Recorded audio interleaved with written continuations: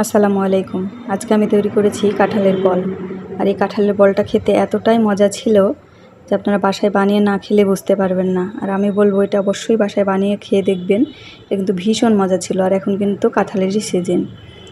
প্রথমে আমি 4 ভাগের 1 ভাগ কাঁঠাল নিয়েছি। আর হাতে কিন্তু একটু তেল মাখিয়ে নিতে হবে কাঁঠাল কাটার সময়। তারপরে এটাকে ছোট ছোট করে কেটে নিতে হবে।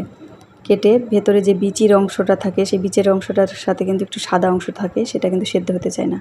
আমি সেটা ফেলে দিয়ে খুব ভালো করে সেদ্ধ করে নিব। কেটে ধুয়ে পরিষ্কার করে উঠিয়ে নিয়েছি। এখন দিলাম হলুদ, পরিমাণ মতো লবণ আর 1 কাপ পানি দিয়ে রাইস কুকারে সেদ্ধ বসিয়ে দিয়েছি। 10 মিনিট পর দেখতেই পাচ্ছেন সেদ্ধ হয়ে গেছে, পানিটাও কিন্তু শুকিয়ে গেছে। এখন আমি এগুলোকে ভালো করে ব্লেন্ড করে নেব।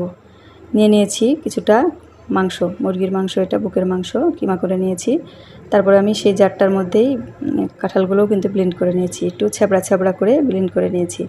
এখন দিয়ে দিলাম পেঁয়াজ, কাঁচামরিচ